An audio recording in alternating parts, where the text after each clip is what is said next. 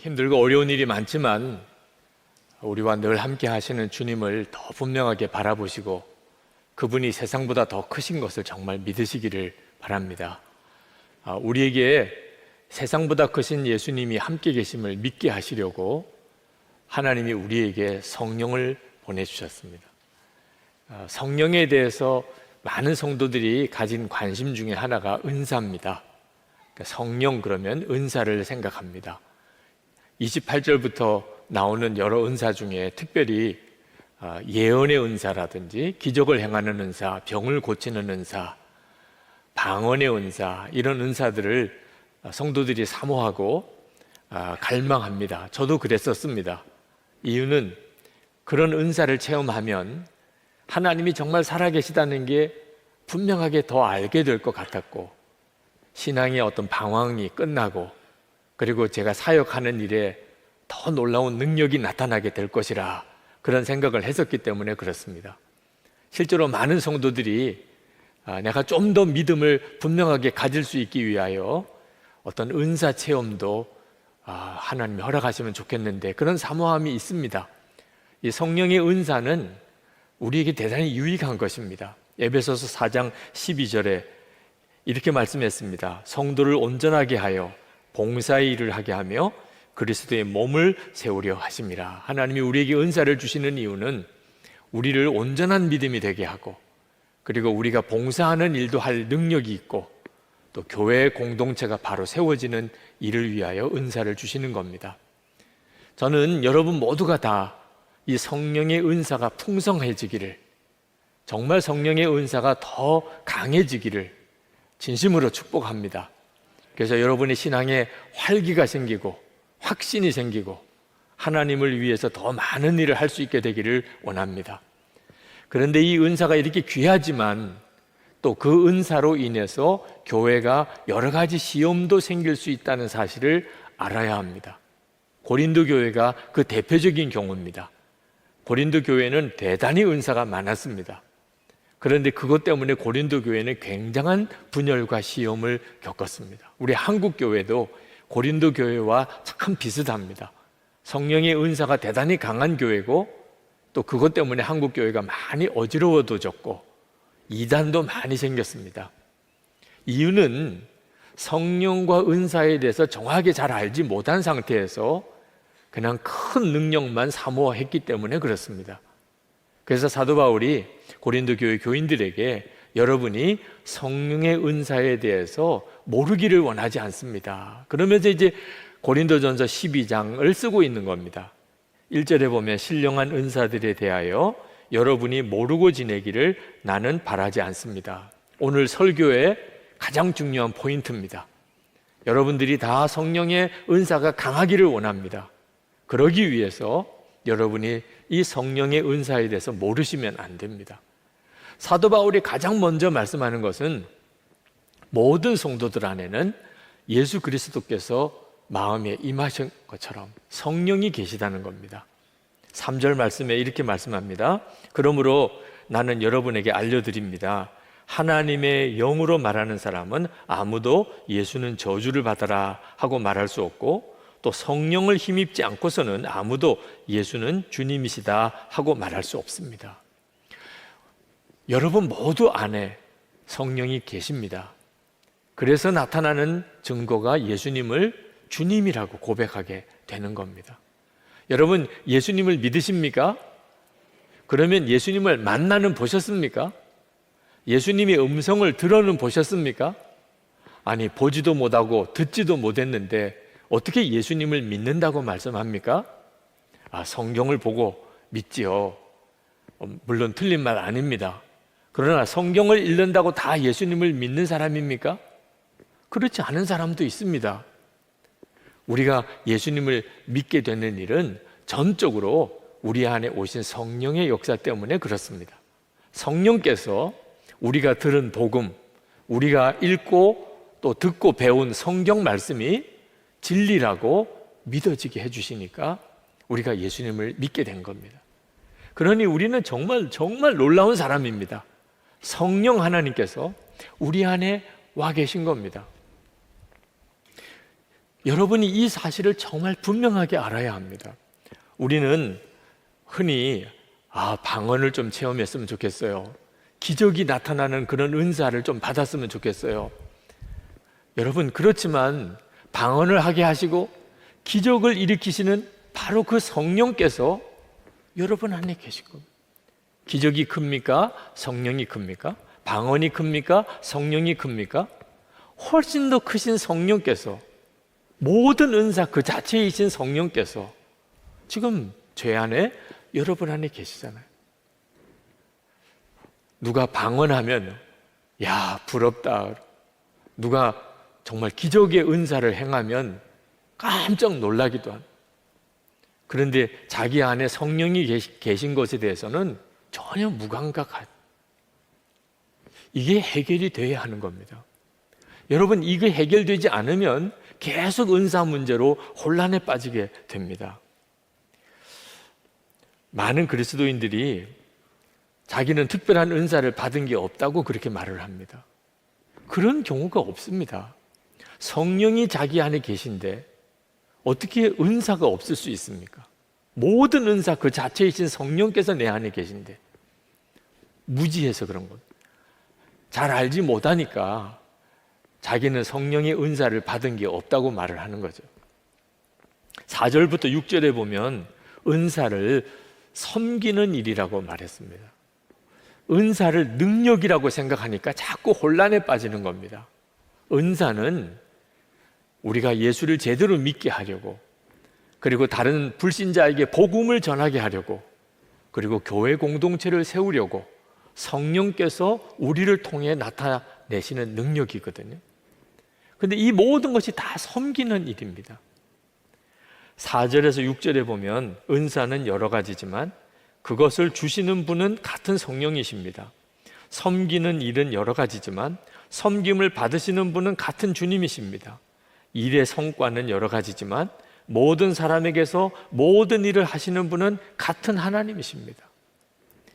여러분, 만약에 장례가 난 가정이 있다고 합시다. 그러면 성도들이 가서 위로하고 그 장례 일이 얼마나 많아요. 그 가정을 도와서 장례가 잘 치러지도록 섬기고 예배드릴, 그렇게 하지요. 그럴 때 여러분, 그 장례가 난 가정에 가서 위로하는 게 위로의 은사고, 그 장례가 난 가정에 가서 장례 모든 과정 동안에 섬기는 게 섬기는 은사고, 예배 드릴 때 말씀을 전하는 게 말씀을 전하는 은사입니다. 하나님이 우리에게 주신 은사를 통하여 그 장례난 가정을 온 교회가 가서 섬기는 겁니다. 그래서 그 장례난 가정이 교회와 성도들의 섬김을 통하여 예수님의 위로를 경험하게 되는 거예요. 예수를 믿는데 은사 없는 사람 한 사람도 없습니다. 여러분이 이렇게 예배드리고 그리고 찬양하고 전도하고 또 봉사하고 함께 기도하고 성경 공부하고 이 모든 것들이 다 은사를 통해서 이루어지는 일들입니다. 8절부터 보면 어떤 사람에게는 같은 성령으로 지혜의 말씀을 주시고 어떤 사람에게는 지식의 말씀, 어떤 사람에게는 믿음, 어떤 사람에게는 병 고치는 은사, 어떤 사람에게는 기적을 행하는 능력, 어떤 사람에게는 예언하는 은사, 어떤 사람에게는 영을 분별하는 은사, 어떤 사람에게는 여러 가지 방언을 말하는 은사, 어떤 사람에게는 그 방언을 통역하는 은사를 주신다고 했습니다. 그 말은 교회가 되기 위하여 아주 다양한 은사를 성도들에게 골고루 하나님이 주신다는 거죠. 그런데 이 모든 은사는 다 한 성령님으로부터 온 겁니다. 11절에 이 모든 일은 한 분이신 같은 성령이 하시며 그는 원하시는 대로 각 사람에게 은사를 나누어 주십니다. 그러므로 은사에는 크고 작은 게 없습니다. 왜? 다 한 성령님이 주신 거니까.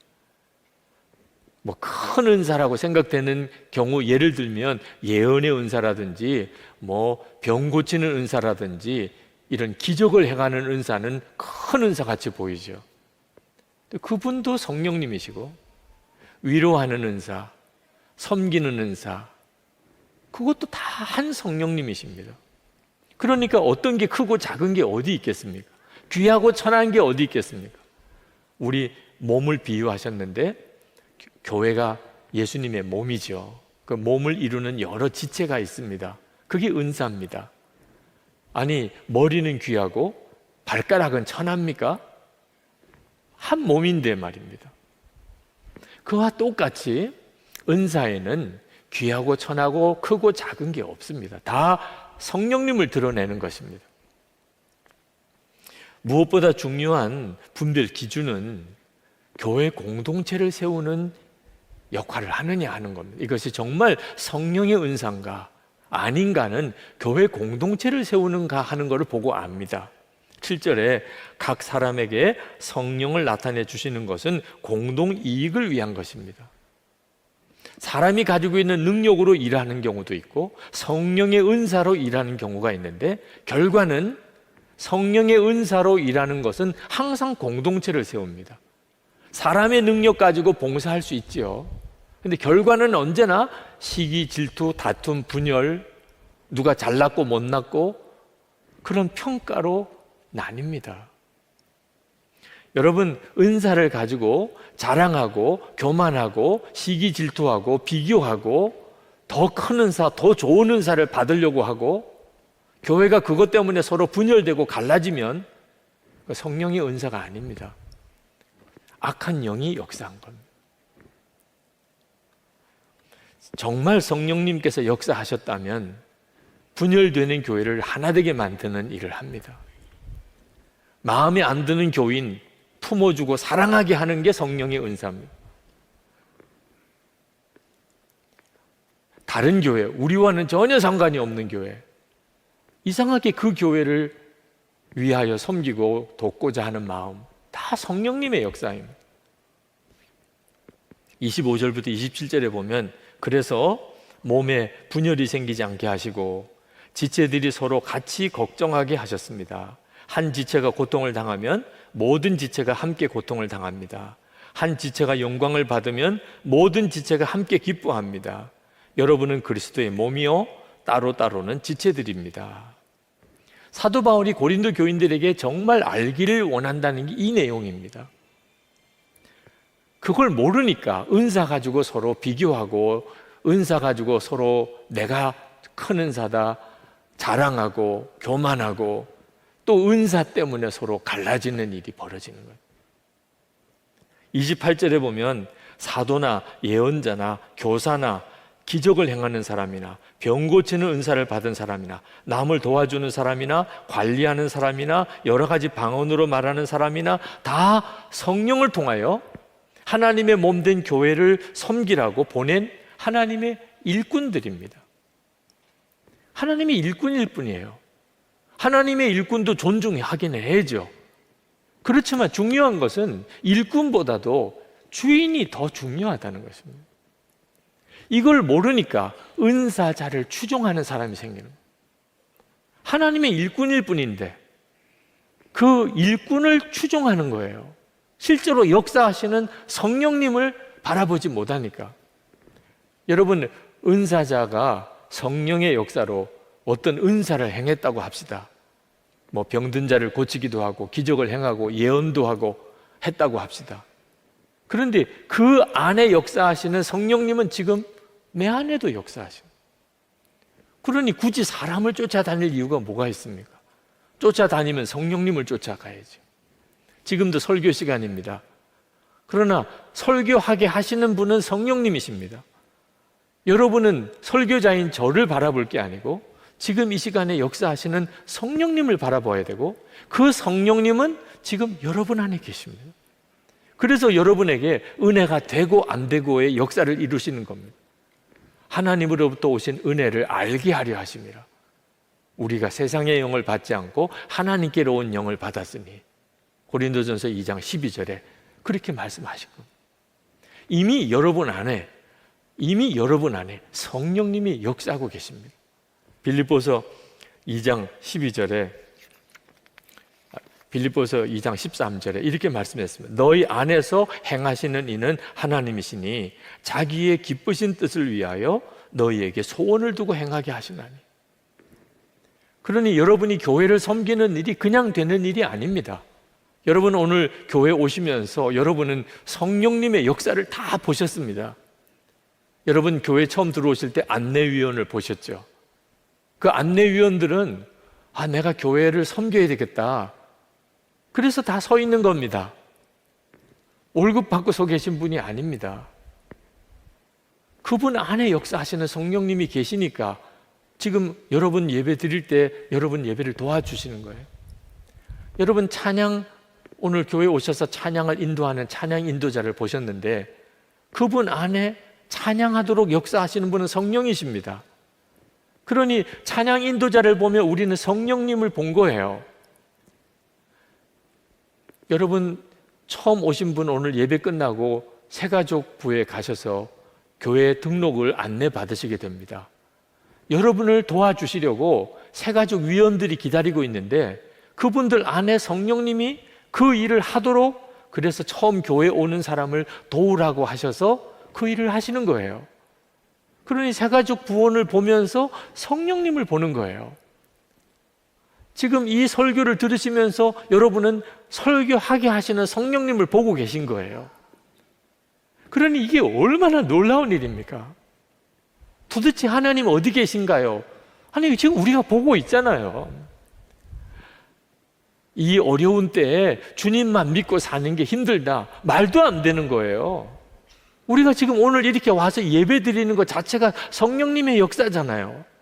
우리는 오늘 옆에 있는 사람만 봐도 성령님의 역사를 보고 있는 거예요, 여러분들이. 정말 놀랄 일은요, 좀 놀래야 되잖아요. 놀랄 일이, 이 엄청난 놀랄 일들이 지금 우리 가운데 일어나고 있는데 안 놀라는 것도 정말 놀랄 일이죠. 왜 성령께서 우리 안에 계신 건 분명한데 정말 놀랍도록 역사를 안 하실까요? 우리가 성령님을 늘 무시하고 사니까 그런 겁니다. 진짜 놀랄 일이에요. 우리 안에 오셔서 지금도 이렇게 예배드리게 하시고 우리를 강권하셔서 이렇게 신앙생활 하게 하시고, 말도 안 되는 글들이 인터넷에서 얼마나 많이 돕니까? 그걸 안 읽어봤기 때문에 우리가 뭐 이렇게 신앙생활 하고 있는 겁니까? 그런 걸 다 읽어봐도 참 불쌍하다. 어떻게 이 사람들이 이렇게 안 믿어질까? 믿어지는 우리 자신이 기적인 거죠, 사실. 그 사람들 눈에 보기에는. 그런 엄청난 일들이 우리 속에 있는데도 우리는 늘 잊어버리는 거예요. 진짜 엄청난 역사가 내 안에 일어나고 있는데도 누구랑 만날 때, 뭐 TV를 볼 때, 밥을 먹을 때, 혼자 있을 때 전혀 성령님이 내 안에 계신 것을 안 믿는 거예요. 그러니까 성령께서 더 이상 우리 가운데 역사할 수 없는 거죠. 예언의 은사는 정말 놀랍습니다. 진짜 놀라운 은사예요. 우리가 주님의 음성을 들었다, 그 정말 대단한 은사이기도 합니다. 그런데 가만히 주님의 음성을 들었다는 사람 이야기를 이렇게 들어보면 솔직히 말해서 별것도 아니에요. 들어보면 내가 너를 사랑한다, 내 죄를 깨닫고 회개하거라, 내가 역사할 때까지 인내해라, 내가 항상 너와 함께 한다, 내가 모든 것을 다 알고 있어, 천국은 분명히 있단다, 내가 곧 간다. 안 들어보신 분 있어요? 제가 지금 한 말 중에 안 들어본 분 있어요? 주님의 음성을 들었다는 분 이야기를 가만히 들어보면 다 그 내용이에요. 성경에 다 있는 내용이에요. 그래서 말씀 기도하면요, 다 은혜를 받는 거예요. 주님의 음성을 듣는 귀가 확 열리게 되는 거죠. 여러분, 그냥 주님의 음성 들려주세요 할 것도 없어요. 주님이 성경 말씀 속에 이미 하실 말씀 다 주셨다. 성령께서 성경을 읽으면 다 나에게 말씀하실 거다. 진짜 믿고 여러분이 정말 성경을 묵상하고 순종하려고 하면 여러분은 다 주님의 음성을 들어요. 지금도 여러분과 함께 계시니까요. 제가 거듭난 것은 하나님이 정말 엄청난 기적을 행하시는 것을 보고 와, 하나님 살아계시구나 그래서 거듭난 거 아니에요. 내가 실제로 하나님을 안 믿고 있다, 내가 정말 하나님이 함께 계시는 것을 정말 알지 못하고 있었구나, 그게 저에게 어느 날 갑자기 통렬하게 제 마음에 깨달아졌어요. 그때 이건 말도 안 되는 일이잖아. 아니, 내가 하나님을 실제로 안 믿고 있었어요. 하나님이 나와 함께 계시는 것을 내가 몰랐어요. 이보다도 더 큰 죄가 어디 있을까? 그리고 그날 꼬꾸라진 거라니까요. 제가 제 삶이 변화가 된 것은 아주 특별한 은사, 방언을 하거나 또는 병든 자를 고치거나 그런 은사를 경험했기 때문에 제 삶이 변화된 게 아니었어요. 하나님은 늘 나와 함께 계신 게 너무 분명한데, 그건 의심할 수가 없는 내용인데 나는 늘 하나님을 바라보고 살지를 않는 거예요. 만약에 하나님이 늘 나와 함께 하신 것처럼 나도 늘 하나님을 바라보고 산다면 내 인생 가운데 얼마나 놀라운 일이 벌어질까. 그래서 항상 나도 주님을 바라봐야지. 그래서 24시간 주님 바라보자 그러고, 혼자 있을 때 주님 바라보자 그러고, 그걸 매일 일기를 쓰고 그러면서 항상 주님을 생각하려고 하니까 제 인생이 엄청나게 달라져 버렸어요. 주님을 의식하게 되니까, 주님이 나와 함께 계신 게 믿어지는 역사가 일어나니까 제 삶이 바뀐 거예요. 저는 아직도 제 속에는 영적인 갈급함이 계속 더 뜨겁습니다. 저는 아직도 온전히 주님을 주목하고 바라보고 살고 있는 것 같지 않기 때문에 그렇습니다. 하나님이 저에게 원하시는 것은 지금 이 정도 수준이 아니라고 생각하기 때문에, 그래서 지금도 저는 계속 주님을 바라보려고 하는 거예요. 그리고 교우들에게 여러분도 그렇게 해보시라고 권하는 거예요. 여러분, 매 순간 정말 성령님을 생각하고 사셔야 합니다. 이게 우리가 지금 살 길이라니까요. 그저 한두 번 생각하는 거 아니에요. 우리 안에 오셔서 우리 안에 거하고 계세요. 그러면 우리도 계속 성령님을 바라봐야 되잖아요. 그러면 우리 믿음이 달라져요. 아, 나도 믿습니다. 여러분, 그런 말 하지 마세요. 믿음이 똑같지 않습니다. 성령에 충만해지면 믿는 게 달라져요. 감정도 생각도 보는 것도 다 달라진다니까요. 그게 하나님을 내가 이제 진짜 믿게 되었구나 하는 거예요. 힘들고 어려운 일이 많아도 주님이, 우리와 함께 계시는 주님이 세상보다 크세요. 우리가 그 주님을 바라보고 성령께서 감동하시는 대로 완전히 순종만 하고 살면, 그러면 2022년, 2020년 정말 기가 막히게 정말 어려운 올 한 해 반드시 간증의 해가 돼요. 그 놀라운 하나님의 은혜를 우리가 다 받았다니까요. 그때 은사가 나타나요. 주님이 원하시는 역사가 나를 통해 나타나요. 이거 주세요, 저거 주세요 말할 필요가 없어요.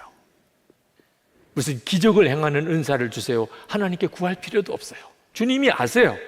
나에게 어떤 기적이 필요하고 하나님께서 어떤 능력을 나타내셔야 할 때는 나를 통해 역사하세요. 그리고 교회가 세워져요. 깨질 것 같은 교회가, 무너질 것 같은 교회가 놀랍게 세워져요. 가정이 일어나요. 하나님이 비로소 나를 통해 역사하실 수 있게 될 때, 그때 우리가 깜짝 놀랄 일들을 사람들에게 드러낼 수 있어요. 우리는 이미 주님을 모시고 사니까 놀랄 이유도 없어요. 당연한 거죠. 세상 사람은 깜짝 놀랄 일이에요. 그래도 무슨 큰 은사, 정말 귀한 은사가 따로 있지 않겠습니까? 솔직히 있어요. 그건 다음 주에 말씀드릴게요. 네. 궁금하시면 다음 주에 오셔서 들어보세요. 자, 이제 우리 정말 기도합시다. 하나님, 은사 그랬지만 은사보다 더 크신 분, 은사를 주시는 분이 저와 함께 계신 것을 알았습니다. 아직까지는 그것이 아주 신락 같은 믿음이지만, 그러나 분명히 제 안에도 성령님 계신 것을 알았습니다. 주님, 제가 주님을 이제 더 주목하고 살기 원합니다. 주님께 나 자신을 맡깁니다. 주님, 나를 쓰시기 원합니다. 우리 가정도, 우리 교회도, 이 나라도 주님, 저를 통해서 역사하세요. 필요한 은사가 있으면 저를 통해서 사용하세요. 주님의 역사를 이루세요. 우리 다 같이 동성으로 기도하겠습니다. 자, 오늘은 고린도전서 13장 설교를 하게 되는데, 늘 설교할 때마다 설교가 끝나고 나면 교인들로부터 은혜 많이 받았습니다. 그런 말을 듣고 싶은 게 설교자의 솔직한 심정입니다. 그런데 오늘은 거의 불가능할 것 같습니다. 돌에 안 맞으면 다행이다, 이런 생각이 듭니다. 오늘 설교 끝나고 난 다음에 여러분들이 저를 다시는 안 보려고 그러고, 또 심지어 돌이 옆에 있으면 던지려고 하는 일도 겪을 수 있겠다, 그런 생각을 하고 이 자리에 섰습니다. 그만큼 오늘 말씀은 어떤 분들은 참 새기기가 쉽지 않을 수도 있겠습니다. 그런 분들은 이게 유기성 목사의 말이냐, 이게 성경의 말씀이냐 하는 것을 진지하게 한번 분별해 보시기를 바랍니다. 사도 바울이 고린도전서 12장에서 은사에 대한 이야기를 하시면서 모든 은사는 큰 은사, 작은 은사가 없고 귀하고 천한 은사가 없다. 모든 은사는 성령이 역사하시는 것이기 때문에 다 똑같은 것이다. 그리고 모든 은사를 다 성도들에게 다 똑같이 주신 게 아니다, 그런 말씀을 하시고, 그리고 맨 마지막에 가서 그래도 가장 귀한 은사가 하나 있다, 그런 말씀을 하고 끝나셨습니다. 그 귀한 은사가 뭔지는 여러분도 다 아십니다. 바로 이어서 사랑장, 고린도전서 13장에서 그게 사랑이다 라고 말씀을 하셨죠. 자, 여기까지 들으시고 여러분의 마음에 너무 편안해요. 아주 당연해요. 그렇지, 사랑이 제일 귀한 거지. 그렇게 마음에 받아지고, 참 귀한 말씀이네요. 오늘도 말씀을 읽을 때 그렇게 느껴지시는 분들은 참 죄송하지만 지금 뭘 대단히 잘못 알고 계신 겁니다. 오늘 말씀을 들으시고 정상적으로 반응하신다면 엄청 화가 나고 분하고 괴롭고, 오늘 은혜 받기 힘들겠구나, 이렇게 반응해야 정상입니다. 여러분, 우리가 예수를 믿고도 예수 믿은지 안 믿은지 별 차이가 없고, 세상 사람이 볼 때도 예수 믿은 사람이 특별히 더 좋아 보이지 않는 이유는 예수를 잘 안 믿어서 그런 겁니다. 그분은 예수를 믿는다고 말하기가 어렵게 예수를 믿고 있는 겁니다. 우리는 정말 힘들고 어려울 때일수록 예수를 잘 믿어야 합니다. 근데 그 예수를 잘 믿는 기준이 뭔가? 만약에 제가 여러분에게 순교하지 않은 사람은 예수 잘 믿는 사람 아닙니다, 이렇게 말을 하면 엄청 부담이 될 겁니다. 화가 날 겁니다. 아니, 순교를 해야만 예수를 잘 믿는다고? 세상에 그런 말이 어디 있어요. 순교자도 있긴 있지만 대부분은 순교 안 하는데 무슨 말을 그렇게 하세요? 순교를 해야 예수를 잘 믿는다고? 그러면 예수를 내가 어떻게 믿을까 걱정도 되고 두려운 사람 많으실 거예요. 그런데 여러분, 사랑하라는 것은 순교하는 것보다 더 어렵습니다. 순교하라는 것은 그렇게 힘들게 느껴지는데, 사랑하십시오, 그건 참 좋은 말씀이죠. 정말 당연히 그래야지요, 이렇게 받아들인다면 이건 정말 대단히 이상한 겁니다. 사랑하라는 말은 실제로는 어떤 의미냐 하면 원수도 사랑하라, 그런 뜻입니다. 원수를 사랑해요? 차라리 죽는 게 낫지요, 이런 말이 나올 만하다니까요. 차라리 죽는 게 낫지요. 그게 더 쉽지요. 원수 사랑은 못합니다. 그 말씀을 지금 하고 계신 거예요. 많은 분들이 엄밀하게 도대체 성경이 말하는 사랑이 뭔지를 잘 이해를 못하고 있습니다. 그러니까 오늘 고린도전서 13장을 7절까지 읽었는데도 특별하게 마음에 이렇게 충격이나 두려움이나 당황스러움이나 혼란스러움이 없는 거예요. 아, 좋은 말씀이네. 이렇게만 들리는 겁니다. 이 세상은 온통 사랑 타령이에요. 영화도, 뮤지컬도, 드라마도, 노래도, 소설도 다 사랑이 주제예요. 너도 나도 다 사랑이에요. 그런데 여러분, 성경이 말하는 사랑은 지금 우리가 세상에서 듣고 또 보는 사랑 완전히 다른 겁니다. 사도 바울이 고린도전서 13장에서 그 사랑을 말씀하고 있는 거예요. 먼저는 사도 바울은 이렇게 말합니다. 사랑이 없으면 아무것도 아니라. 사도 바울이 천사의 말을 할 수 있어도 사랑이 없으면 울리는 징이나 요란한 꽹과리일 뿐이고, 예언하는 능력이 있고 모든 비밀과 모든 지식을 가지고 있고 산을 옮길 만한 믿음이 있어도 사랑이 없으면 아무것도 아닙니다. 여러분이 아무것도 아니라는 말이요, 굉장히 수치스러운 말, 굉장히 모욕적인 말입니다. 목사입니까? 장로입니까? 권사입니까? 사랑 없으면 아무것도 아니야. 당신이 교회 봉사 많이 했어? 헌금 많이 했어? 당신이 교회에서 신앙생활한 연한이 길어? 당신이 이 교회 창립 멤버야? 그래도 사랑이 없으면 당신은 아무것도 아니야. 당신은 아무것도 아니야. 이런 말을 듣는 게 얼마나 수치스러워 모욕적인 말입니까? 근데 그렇다는 거예요. 사랑이 있습니까? 여러분에게 사랑이 있으신가요?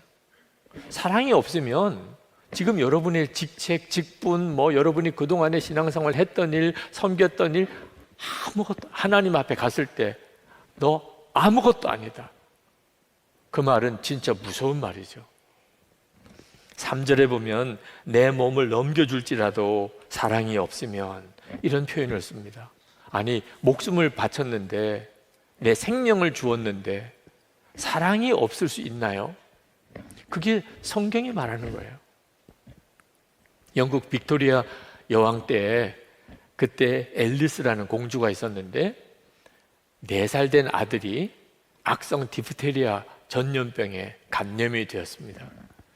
그 앨리스 공주 자체도 몸이 약했기 때문에 궁중 의사가 그 아들에게 절대로 접근하지 말라, 그렇게 처방을 했습니다. 큰 방에 그 왕자, 4살 된 왕자를 치료하는데 엄마인 앨리스 공주는 그 방 저쪽 끝에서 그냥 지켜보기만 할 뿐이에요. 가까이 다가가면 감염될 가능성이 많으니까. 그때 그 아들이 자기를 간호하는 간호사에게 조용히 말합니다. 엄마는 왜 나를 지켜보고만 있고 와서 입 맞춰주지 않나요? 아무리 방이 넓어도 그 아이가 하는 말을 그 엄마인 앨리스 공주가 못 들을 수는 없지요. 그 4살 된 아이가 그 말을 하는 것을 듣고 참을 수가 없어요. 엄마는 당연히 그렇죠. 그 아들에게 쫓아갑니다. 그리고 그 아들에게 입 맞춰주면서 내가 너를 정말 사랑한단다. 그리고는 그 아이를 끌어안아요. 그렇게 그 엄마인 앨리스 공주도 감염되고 그 4살 된 아이도 죽습니다. 이런 사랑이, 감동이 있잖아요.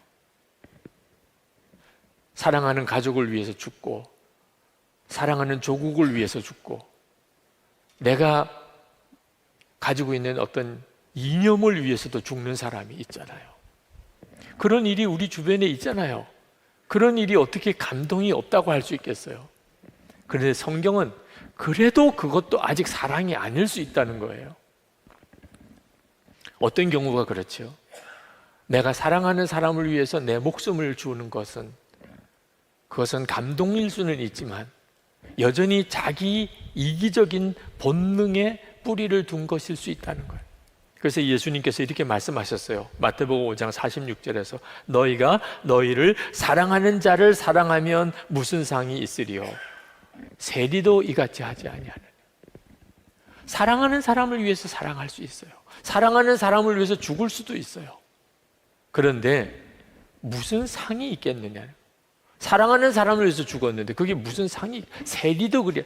세리는 그때 당시에 가장 악한 사람, 가장 나쁜 사람을 상징하는 겁니다. 세리도 그렇게 안 하겠느냐. 자, 그렇다면 도대체 사랑이 뭔가요?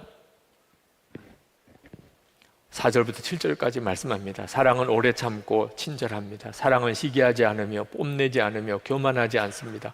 사랑은 무례하지 않으며 자기 이익을 구하지 않으며 성을 내지 않으며 원한을 품지 않습니다. 사랑은 불의를 기뻐하지 않으며 진리와 함께 기뻐합니다. 사랑은 모든 것을 덮어주며 모든 것을 믿으며 모든 것을 바라며 모든 것을 견딥니다. 이게 사랑인 거예요.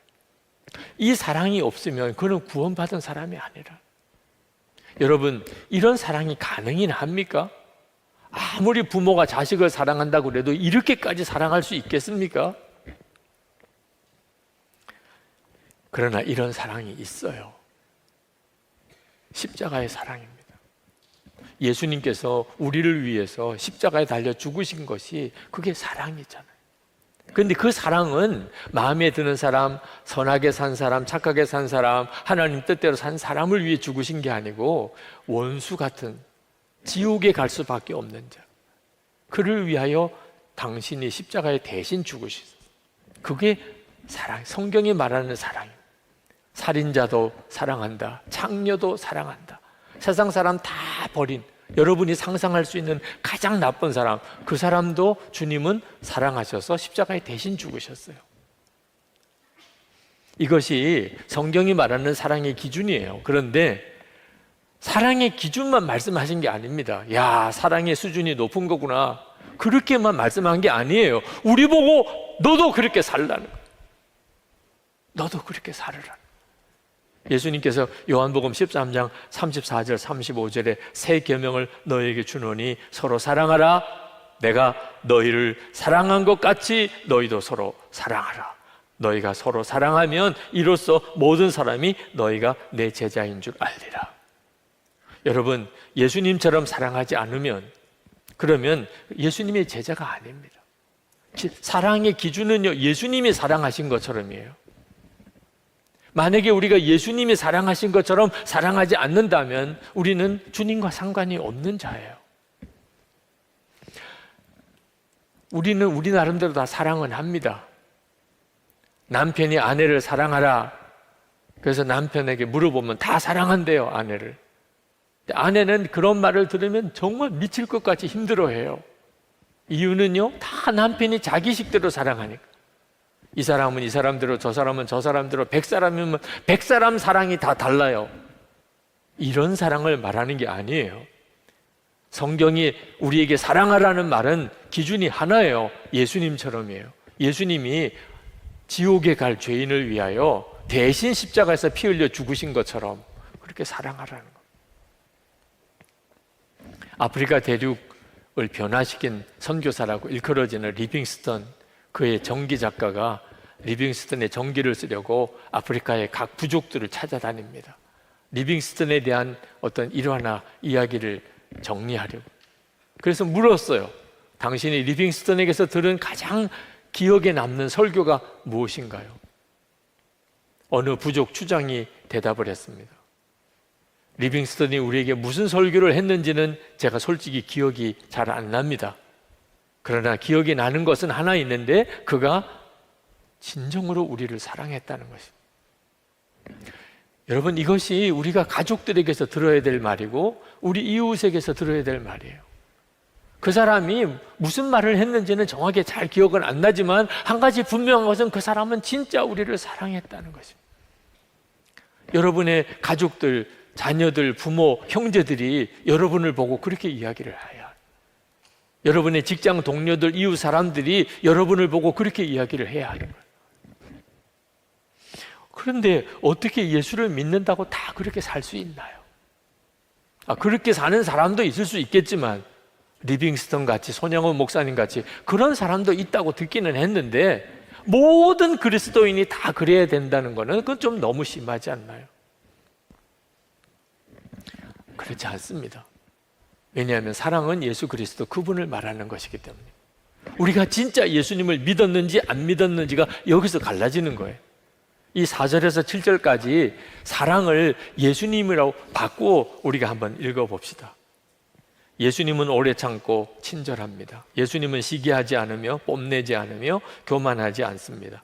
예수님은 무례하지 않으며 자기 이익을 구하지 않으며 성을 내지 않으며 원한을 품지 않습니다. 예수님은 불의를 기뻐하지 않으며 진리와 함께 기뻐합니다. 예수님은 모든 것을 덮어주며 모든 것을 믿으며 모든 것을 바라며 모든 것을 견딥니다. 너무나 완벽하게 맞아 들어가죠. 사랑은 예수님이셨던 거예요. 성경이 말하는 사랑은 예수님 그분을 말하는 것입니다. 많은 그리스도인들이 기도해요. 하나님, 제게는 사랑이 없네요. 사랑을 주세요. 정말 그렇게 기도할 수밖에 없어요. 솔직히 그렇게 기도할 수밖에 없는 거죠. 우리는 본성적으로 이기적이에요. 그런데 예수님의 이 사랑이 내게는 정말 없잖아요.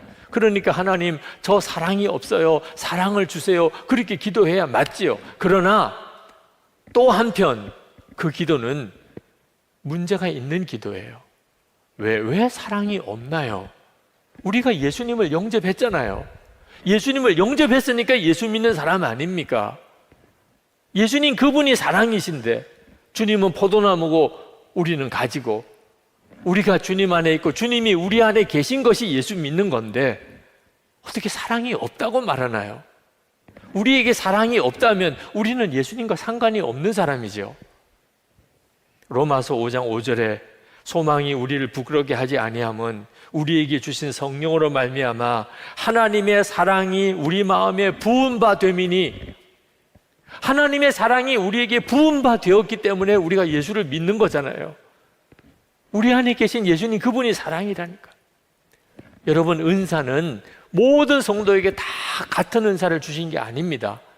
방언의 은사, 예언의 은사, 치유의 은사, 섬기는 은사, 말씀을 전하는 은사 다 달라요.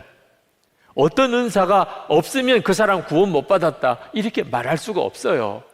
그런데 하나는 모든 그리스도인이 다 받은 은사가 있어요. 그 은사가 없으면 그는 구원받은 사람이 아닙니다. 그 은사가 뭐죠? 사랑이에요. 왜? 사랑은 예수님 그분이시니까. 예수님을 영접 안 했는데 어떻게 예수 믿는 사람일 수 있냐 말이에요.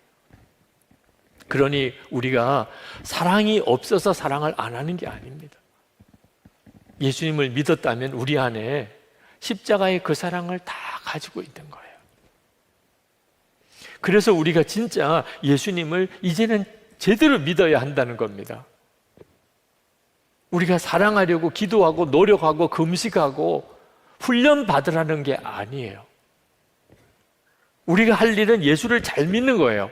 사랑하기 위해서 우리가 할 수 있는 일은 예수를 잘 믿는 거예요. 진짜 믿는 거예요.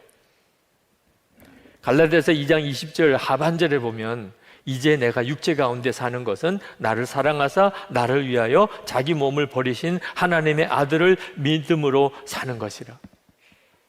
하나님의 아들 예수님을 믿는 믿음으로 사는 것, 그게 성도예요. 그런데 도대체 그게 뭘 말하는 거죠? 바로 그 앞부분, 우리가 너무나 잘 아는 내가 그리스도와 함께 십자가에 못 박혔나니 그런즉 이제는 내가 사는 것이 아니요 오직 내 안에 그리스도께서 사시는 것이라. 이것이 바로 하나님의 아들을 믿는 믿음으로 사는 것. 내가 사는 게 아니고 내 안에 그리스도가 사시는 것이니 그냥 사랑하게 되는 거죠. 예수님 그분이 사랑이신데. 그래서 고린도전서 13장 5절 7절에 사랑이라는 단어 대신에 여러분의 이름을 넣어서 한번 읽어보실 필요가 있어요. 저는 제 이름을 넣어서 한번 읽어보겠습니다. 유기성은 오래 참고 친절합니다. 유기성은 시기하지 않으며 뽐내지 않으며 교만하지 않습니다. 유기성은 무례하지 않으며 자기 이익을 구하지 않으며 성을 내지 않으며 원한을 품지 않습니다. 유기성은 불의를 기뻐하지 않으며 진리와 함께 기뻐합니다. 유기성은 모든 것을 덮어주며 모든 것을 믿으며 모든 것을 바라며 모든 것을 견딥니다. 제 아내는 아마 토할지도 몰라요. 세상에 어떻게 그런 말이 다 있어. 아마 여기 있는 우리 부목사님, 장로님들은 아마 기가 막힐지도 모릅니다. 이건 진짜 말이 안 되는 거잖아 이렇게. 그 점은 정말 너무 미안해요. 그런 느낌을 줄 수밖에 없다는 게. 그러나 저는 그럼에도 불구하고 그렇게 고백할 수 있는 은혜를 받았다고 확신합니다. 그렇게 고백하라고 하셨어요. 이제는 내가 사는 거 아니요, 내 안에 그리스도께서 사시는 것이라. 그러니 이렇게 고백하는 거죠. 예수 그리스도 이름을 넣어서 딱 맞는 말씀이라면 제 이름을 넣어도 딱 맞는 게 맞지요. 그래서 저는 그렇게 고백하는 거예요. 나는 죽었습니다. 예수님이 내 생명이십니다. 그러니까 그렇게 고백하는 거예요. 고린도후서 4장 10절 11절에 우리가 항상 예수의 죽음을 몸에 짊어짐은 예수의 생명이 또한 우리 몸에 나타나게 하려 함이라. 우리 살아있는 자가 항상 예수를 위하여 죽음에 넘겨짐은 예수의 생명이 또한 우리 죽을 육체에 나타나게 하려 하십니다. 예수님 내 생명이십니다. 나는 죽었습니다. 이렇게 고백하고 나가면 반드시 주님이 역사하신다. 어떤 사람 앞에서든 어떤 상황에서든 우리가 사랑하는 것은 나는 죽었습니다 뿐이에요. 나는 죽었습니다. 정말 사랑할 수 없는 사람, 정말 용서할 수 없는 사람 앞에 섰을 때 우리가 할 수 있는 일은 나는 죽었습니다. 그 다음에는 주님이 하신다. 이런 사람을 볼 때 예수님을 보는 것 같다, 그렇게 말하는 거죠. 저 사람을 보면 예수님을 보는 것 같다.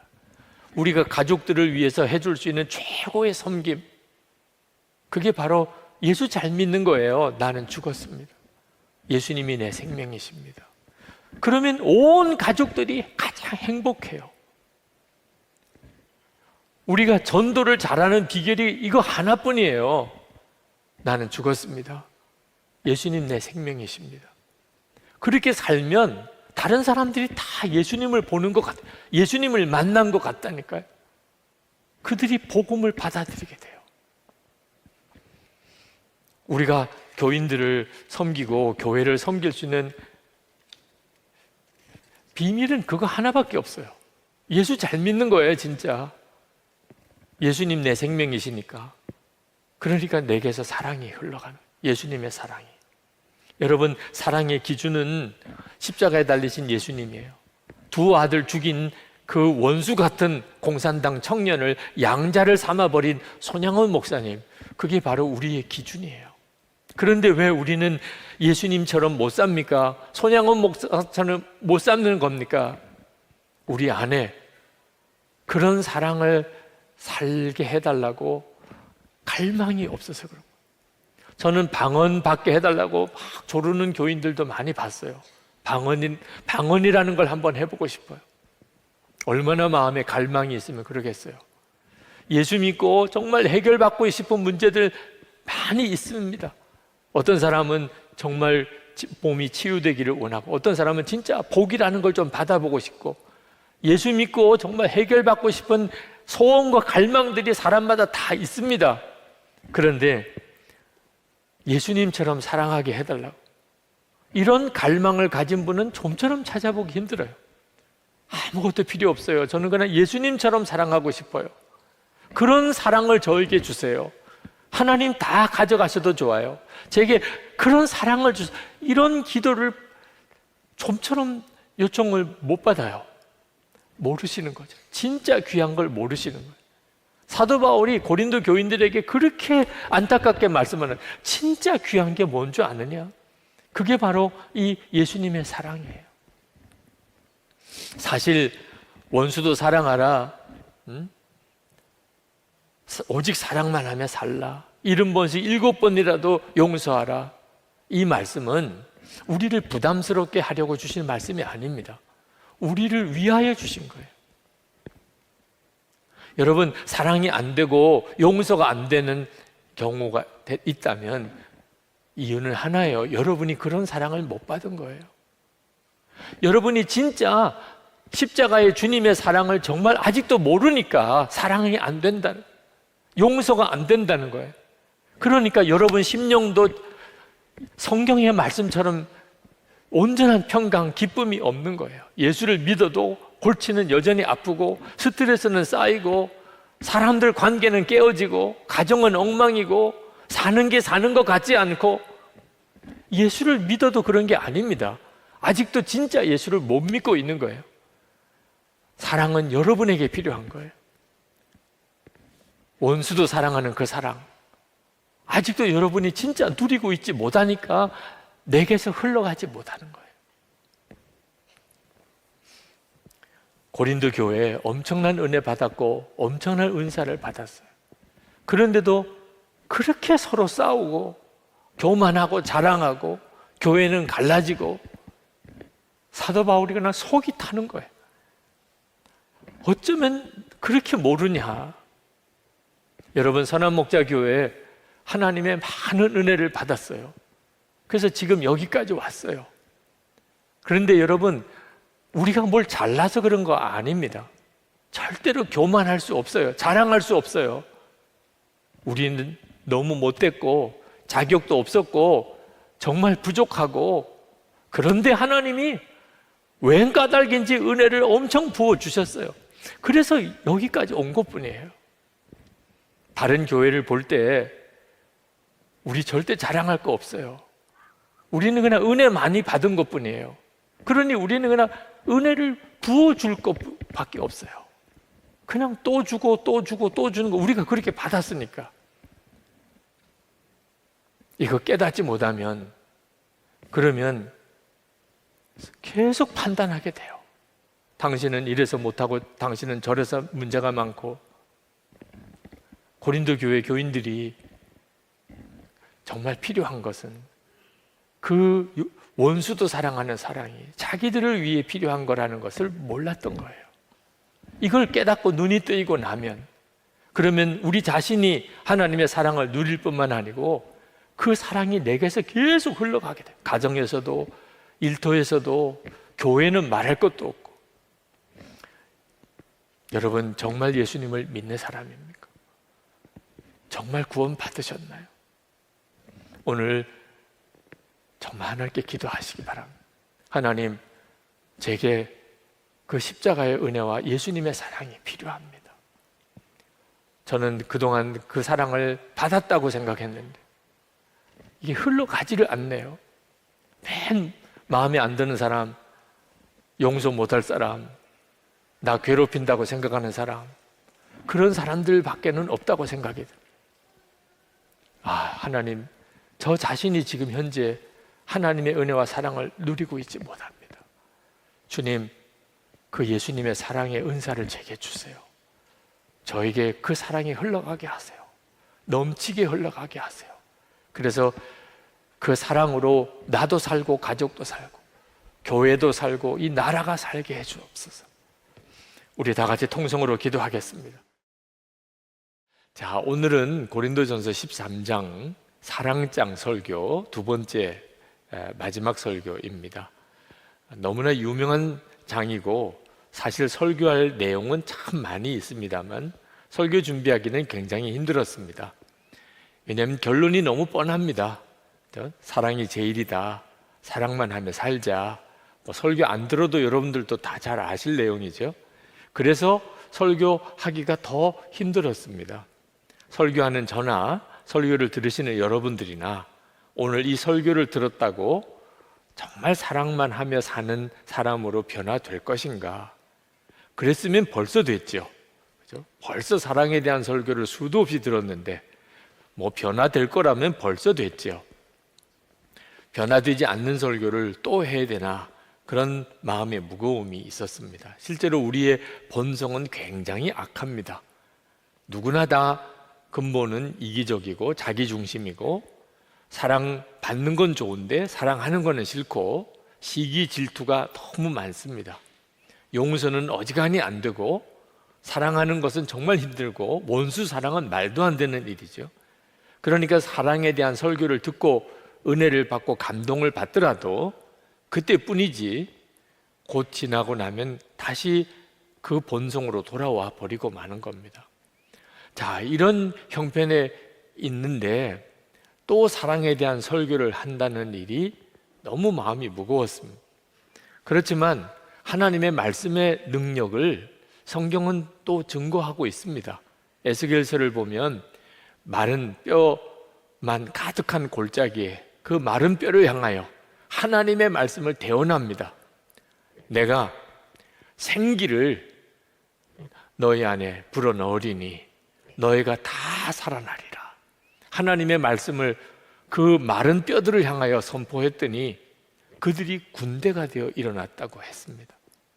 지금도 하나님은 말씀으로 그런 역사를 이루실 수 있다, 그렇게 믿고 오늘도 사랑에 대한 설교를 다시 한번 하려고 합니다. 여러분, 정말 사랑하며 살아야 합니다. 예수를 믿으셨다면 이제는 사랑만 하며 살아야 합니다. 하나님의 계명을 예수님이 두 가지로 요약하셨습니다. 하나는 하나님을 목숨을 다해 사랑하고, 또 하나는 내 이웃을 내 몸과 같이 사랑하라. 이것이 하나님의 모든 계명의 요약입니다. 우리가 예수 처음 믿을 때부터 그렇게 살았다면 우리의 가정 문제될 거 하나도 없습니다. 세우지 못할 교회, 시험 든 교회 있을 수도 없습니다. 세상도 다 변화될 겁니다. 우리가 예수를 믿어도 하나님을 목숨을 다해 사랑하고 이웃을 내 몸처럼 사랑하는 이 계명 하나 제대로 지키고 살지 못했기 때문에 예수를 믿어도 이렇게 힘들게 어렵게 가정 문제, 교회 문제, 나라 문제, 이렇게 문제가 많이 있게 사는 겁니다. 8절에 보면 사랑만 끝까지 남는다고 그랬습니다. 모든 것이 다 사라질 때가 옵니다. 그 어떤 것도, 여러분 한평생 열심히 살고 붙잡고 살았는데 어느 순간에 그게 다 없어져 버린다면 그 얼마나 허무하고 얼마나 고통스럽겠냐 말이에요. 진짜 끝까지 남는 거 붙잡고 살아야죠. 그게 사랑입니다. 9절 말씀에 보면 우리는 부분적으로 알고 부분적으로 예언합니다. 그러나 10절에 온전한 것이 올 때에는 부분적인 것은 사라집니다. 이제 여러분이 뭘 붙잡고 있든지 끝까지 남는 것인지 분별해야 합니다. 어린아이 수준에서 보는 거하고 어른이 보는 거하고는 완전히 다릅니다. 10절에 11절에 보면 내가 어릴 때에는 말하는 것이 어린아이 같고 깨닫는 것이 어린아이와 같고 생각하는 것이 어린아이와 같았습니다. 그러나 어른이 되어서는 어린아이의 일을 버렸습니다. 여러분, 나이만 먹지 말고 진짜 사랑하는 사람이 되어야 합니다. 여러분은 나이 든 만큼 사랑하는 사람이 되었나요? 초등학교 다닐 때 학교 운동장 꽤 커 보였는데 나이 들어서 고향에 가서 그 초등학교 가보니까 이 동네 놀이터 같은 조그만 운동장이어서 깜짝 놀란 일이 있죠. 어린 아이가 보는 것과 어른이 보는 것은 다르다는 것. 영적으로도 어린 아이인 사람은 돈이 제일이고 세상 성공이 제일이고 세상에서 잘 되는 게 제일이고 집 커야 좋고 차가 커야 좋은, 영적으로 어린 아이니까. 그러나 영적으로 장성하게 되면, 그러면 사랑보다 더 귀한 것은 없습니다. 모든 것이 다 의미가 없고 진짜 귀한 건 사랑밖에 없는 거예요. 여러분은 정말 그렇게 영적으로 성장했는가 하는 겁니다. 사도 바울이 13절 말씀에 유명한 말씀을 하시죠.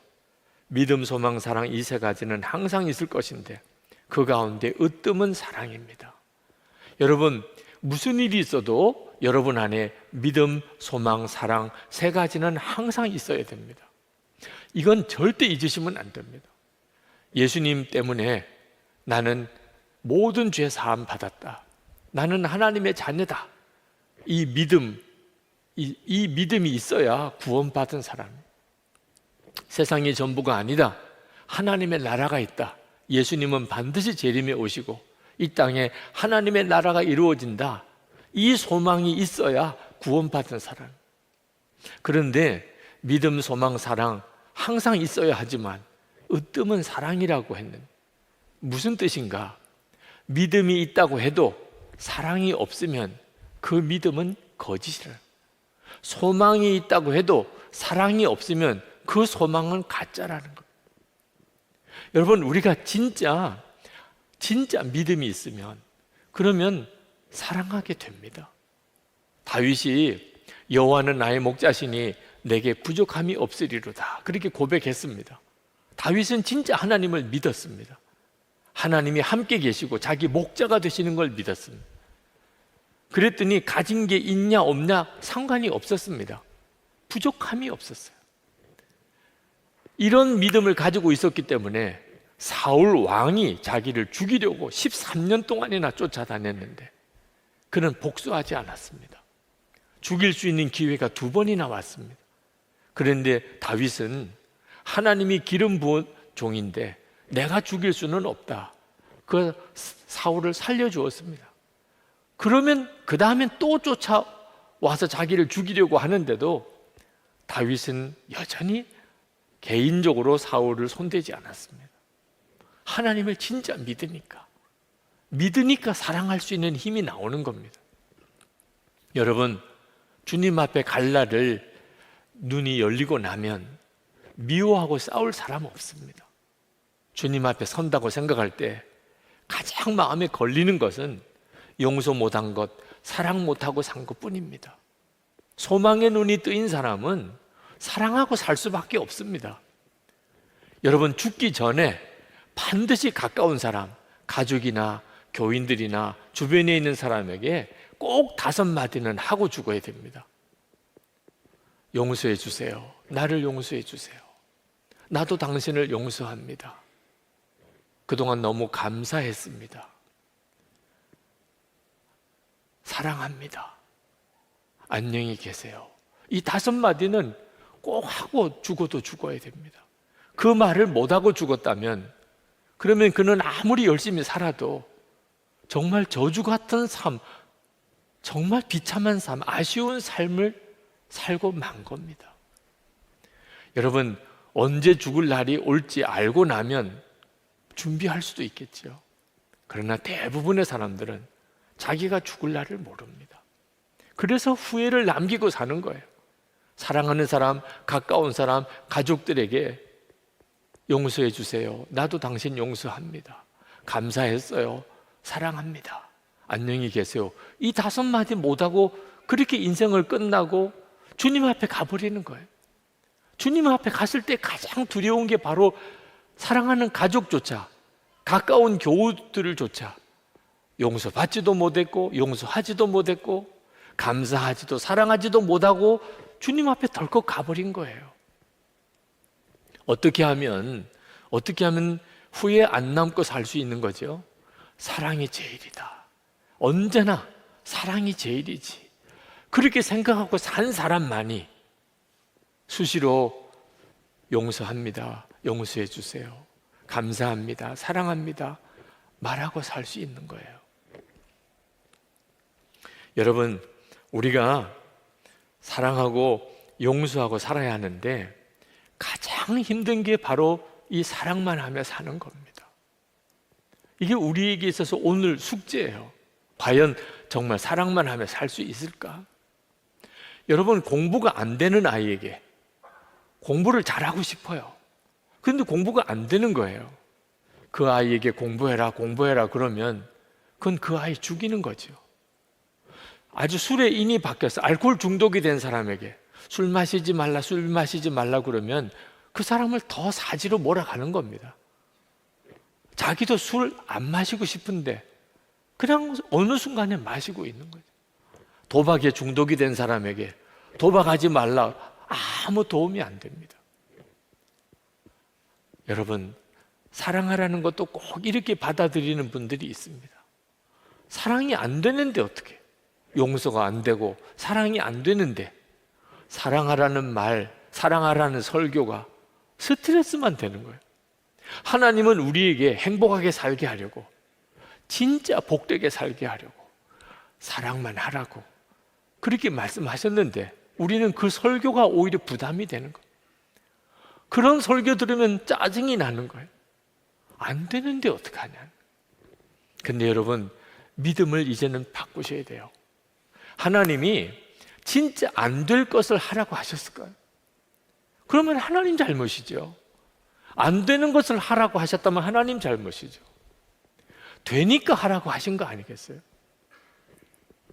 그래서 우리가 예수님을 정말 잘 믿어야 한다는 것. 사랑하게 되는 일은 우리 힘으로 할 수 있는 게 아닙니다. 예수님을 믿으면 예수님이 그렇게 하게 해주신다는 거예요.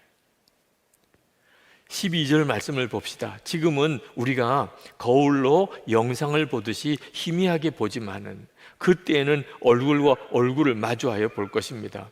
지금은 내가 부분밖에 알지 못하지만은 그때에는 하나님께서 나를 아신 것 같이 내가 온전히 알게 될 것입니다. 로마 시대, 그때 당시 로마 시대의 거울은 청동 거울이었습니다. 요즘 거울과 달라요.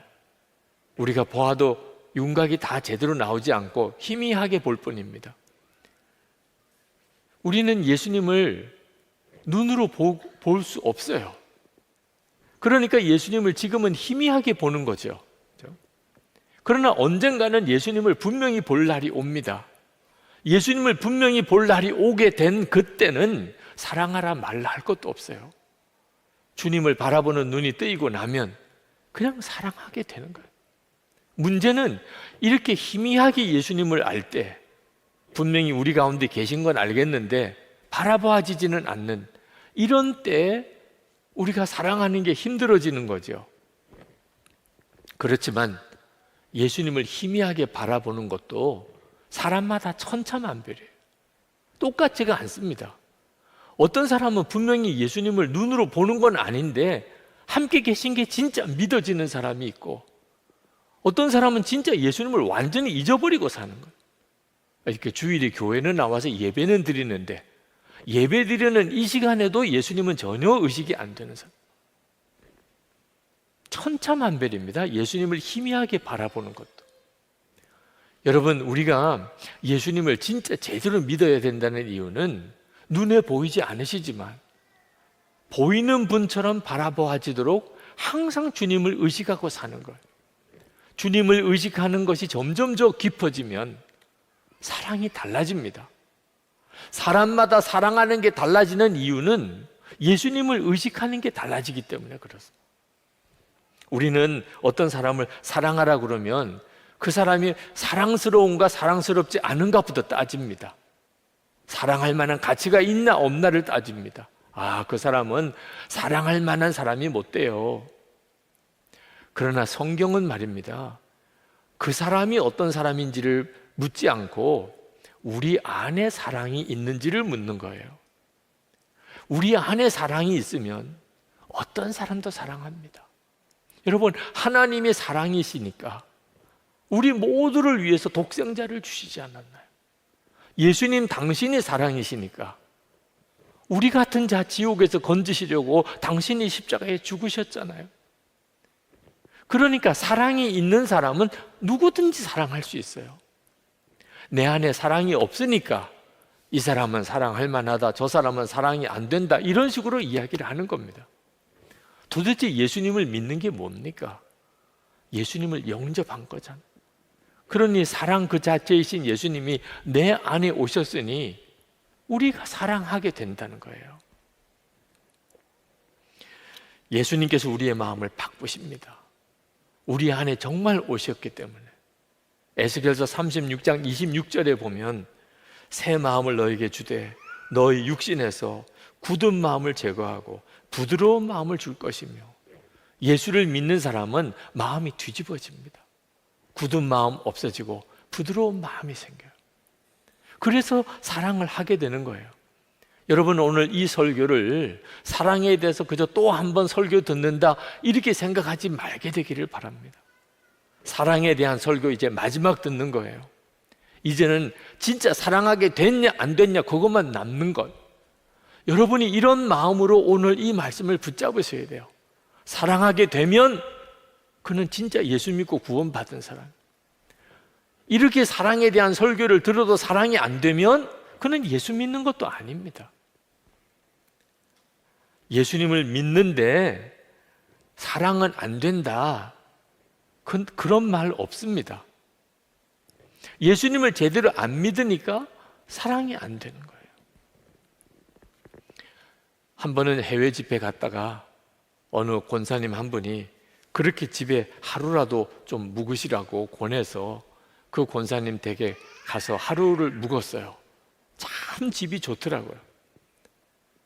저녁에 예배를 드렸습니다. 가족들이 모여서 예배를 드리는데 분위기가 무거워요. 집은 너무 좋은데. 그 권사님 통해서 30년 이민생활 이야기를 들었습니다. 예수를 안 믿으셨던 분인데 미국 이민을 와서 사시는 동안 예수를 믿으셨어요. 그리고 참 성령의 체험을 강하게 많이 했습니다. 근데 문제는 어느 교회도 적응이 안 되는 겁니다. 그래서 교회를 여러 번 교회를 옮기시다가 지금은 소속된 교회가 없는 겁니다. 그러면서 그 권사님이 물으시더라고요. 목사님, 도대체 어떤 교회에 제가 나가야 되겠습니까? 제가 그 권사님에게 이런 교회 가세요, 그런 말씀을 못 드리겠어요. 주님이 제 마음속에 고린도전서 13장 13절 말씀을 주시더라고요. 그래서 그 성경을 읽었어요. 믿음, 소망, 사랑 항상 있을 것인데 그 중에 제일은 사랑이라. 그래서 권사님께 어느 교회를 가시라고 제가 권하기 전에 한번 확인 한번 하고 싶습니다. 권사님 마음에 사랑이 제일이다, 그런 생각이 분명하시지요? 그렇게 물었어요. 그랬더니 그 권사님께서 대답을 못 하시더라고요. 그냥 가만히 계세요. 권사님, 분명히 성경에 읽으셨잖아요. 사랑이 제일이지. 권사님 그렇게 생각하시지요? 몇 번을 물었는데도 대답을 얼버무리세요. 사랑이 제일이지. 그러면요, 적응 못할 교회 없어요. 어떤 교회 가서 도대체 누구와 신앙생활 하든지 결론은 사랑이 제일이야. 그러면 어떤 교회, 어떤 성도와 도대체 어떻게 갈라지고 헤어질 생각을 할 수가 있나요? 사랑이 제일이라는 것만 분명하게 받아들여도 문제가 될 게 하나도 없다는 거예요. 가정생활, 교회생활 해결 안 될 문제가 없다니까요. 개인도 그렇지만 교회도 그렇습니다. 교회도 사랑이 제일이다, 그런 교회가 되어야 돼요. 지금 이 자리에도 목사님도 계시고 우리 교회 장로님들도 계신데 꼭 명심하셔야 돼요. 어떤 일을 의논하고 결정을 하든지 항상 결론은 사랑입니다. 사랑이 제일이니까. 이렇게 교회를 세워가는 일은 교회가 진짜 예수님의 교회가 되느냐 아니냐 하는 것을 갈라놓는 거예요. 요한계시록에 보면 에베소 교회가 나옵니다. 참 훌륭한 교회예요. 예수님께서 그 교회에 대해서 칭찬하셨어요. 선한 행위와 수고와 인내가 있었고 악한 자들을 용납하지 아니하고 거짓 사도를 드러내고 주님의 이름을 위하여 견디고 게으르지 아니한 아주 훌륭한 교회예요. 그때 당시를 생각하면 에베소 교회 같은 이런 칭찬 받기 쉽지 않습니다. 그런데 그 에베소 교회를 향하여 주님은 처음 사랑을 잃어버렸다, 그 무서운 책망을 하시면서 만약에 어디서 떨어졌는지를 생각하고 회개하여 처음 행위를 가지지 아니하면 촛대를 옮기리라. 아무리 훌륭하고 정말 칭찬 많이 받는 일을 하여도 사랑이 없으면 그러면 주님의 교회 아니라는 거예요. 그러니 여러분, 우리가 무슨 일이 있어도 교회를 사랑이 제일이지. 여러분의 속회 공동체, 찬양대, 교회에 있는 모든 부서, 교회 학교, 어느 부서든지 항상 결론은 사랑인 거예요. 사랑이 제일이지. 그렇게 되어야 그 교회가 주님의 교회인 거예요. 세계 2차 대전이 끝나고 난 다음에 독일 엄청나게 큰 어려움을 겪었습니다. 고아와 과부가 길거리에 넘쳤어요. 그때 미국을 비롯해서 서구 교회가 독일 교회를 재건하려고 헌금을 보냈습니다. 그때 독일 교회는 고민이었어요. 지금 길거리에는 고아와 과부들이 그냥 넘쳐납니다. 무너진 예배당 터 앞에라도 와서 어떻든지 뭔가를 좀 먹고 입고 살아야 되니까 도움을 요청해 와요. 근데 독일 교회 자체도 무너졌어요. 예배당을 어떻든지 재건을 해야 되는데 이 예배당부터 지어야 되냐, 고아와 과부부터 먹어야 되냐 고민하다가 우선은 예배드릴 처소가 있어야 되잖아요. 교인들이 일단 모여야 그 다음 뭘 돕기라도 할 거 아니겠냐. 그래서 예배당 짓는 일을 먼저 했습니다. 예배당을 다 짓고 난 다음에 그 다음에 고아와 과부들을 도우려고 했는데 고아와 과부들이 다 없어졌어요. 이렇게 저렇게 나라와 여러 단체들이 그 고아와 과부들을 섬기다가 그 고아와 과부들이 다 예배당 앞에서 떠났어요. 다시 교회로 돌아오질 않아요. 사랑도 기회가 있는 거예요. 무엇부터 먼저 해야 되냐? 기준이 분명하지 않으면 다 놓치게 돼요. 우리 교회 아무리 크고 교인이 많아도 하나님의 은혜와 하나님의 사랑이 늘 필요해요. 지금까지 하나님의 은혜로 하나님의 사랑으로 여기까지 온 거예요. 우리 교회가 은혜를 흘려보내고 사랑이 제일이라고 모든 일을 결정하지 않으면 하나님의 은혜와 사랑이 더 이상 교회에 머물지 않습니다. 그건 진짜 무서운 일인 거죠. 그러나 여러분, 사랑해야 된다, 이걸 부담으로 느끼라는 말은 아니에요. 사랑하지 못하면 큰일인데 두려워하라는 말씀도 아닙니다. 저는 이 설교를 하면서 실제로 그런 마음의 부담이 있더라고요. 제가 이렇게 설교를 했는데 이제 내가 어떻게 살아야 되나?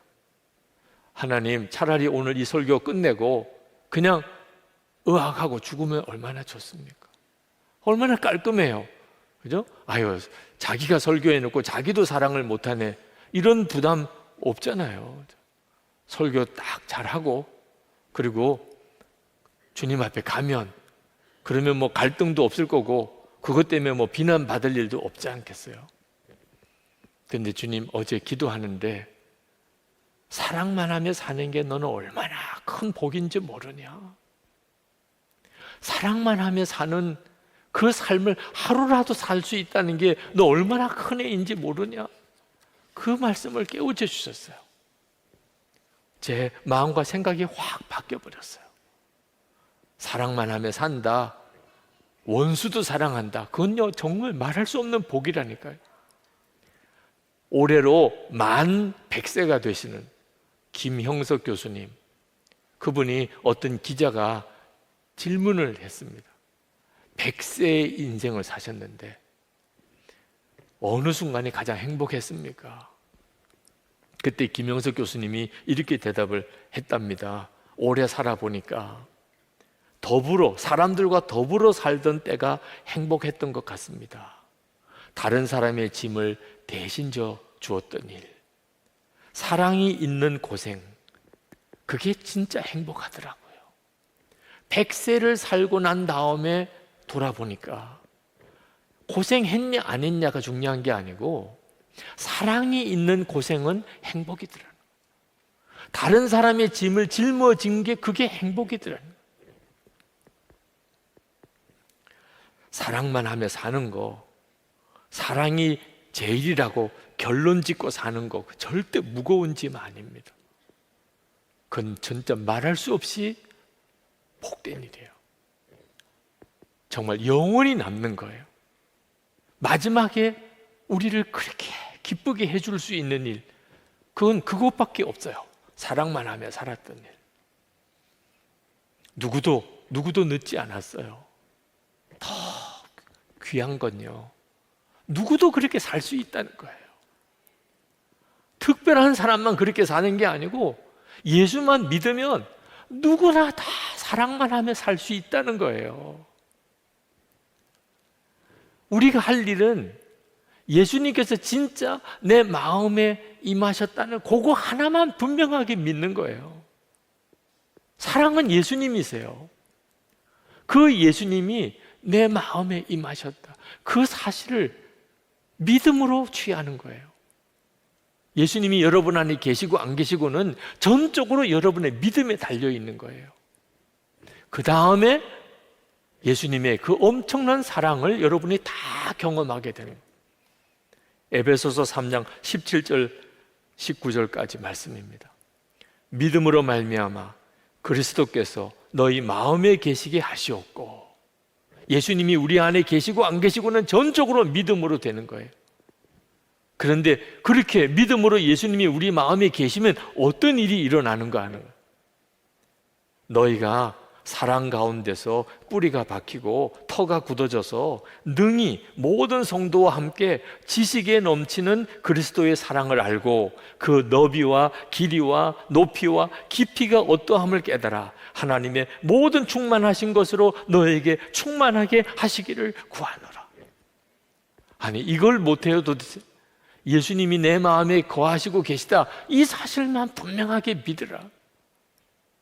그 다음부터는 예수님의 그 엄청난 사랑, 그 사랑의 너비와 길이와 높이와 깊이를 너희들이 다 풍성하게 누리게 될 것이라. 저는 아주 황홀한 환상을 보는 것 같습니다. 오늘 이 예배를 드리고 이 설교를 듣는 이들이 사실 결정해야 될 일들이 다 있으시잖아요. 그렇죠? 무언가 오늘 결정해야 될 일들, 내일 또 결정해야 될 일들이 계속 있잖아요. 그런데 그 모든 결정을 이제 오직 사랑으로만 결정하는, 사랑이 제일이니까, 결론은 사랑이니까 방향이 이제 분명해졌잖아요. 이렇게 저렇게 고민할 것도 없잖아요.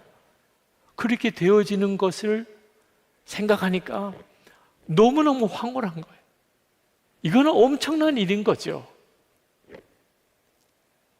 얼마나 놀라운 일이 벌어지는 거예요. 여러분, 사랑만 하며 살아보면 하나님을 만나게 돼요. 요한일서 4장 12절에 세번역 성경으로 읽어드립니다. 아직까지 하나님을 본 사람은 없습니다.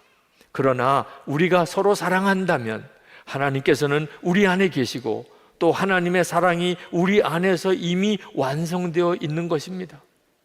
16절에 하나님은 사랑이십니다. 사랑 안에 있는 사람은 하나님 안에 있으며 하나님께서 그 사람 안에 계십니다. 사랑만 하며 사는 것은요, 하나님을 만나는 놀라운 눈이 뜨이는 거예요. 그러므로 여러분, 내가 예수님을 믿어서 사랑만 하며 살게 되었습니다, 이런 간증이 여러분의 입에서 나오게 될 것을 믿으시기 바랍니다. 그런 고백을 하며 사는 거예요. 주님 오라고 하실 때까지.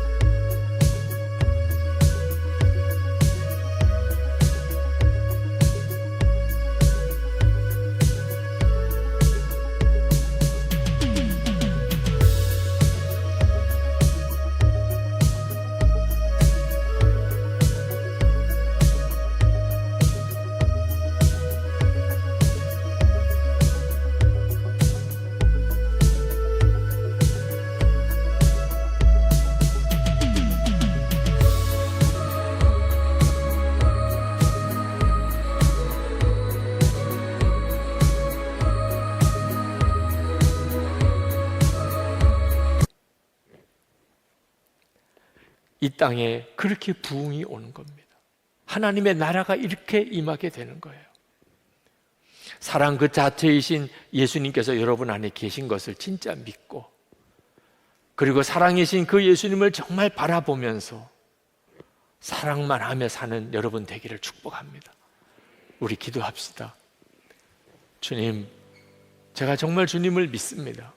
예수님을 믿고 사랑만 하며 살게 되었다. 주님, 저에게서 그 간증이 나오게 해주소서. 예수 믿은 그 증거가 내게 그렇게 일어나게 하소서. 그래서 가정도 살고 우리가 교회를 일으키고 바로 세우고 그리고 세상도 구원하게 하여 주시옵소서. 우리 통성으로 기도하겠습니다.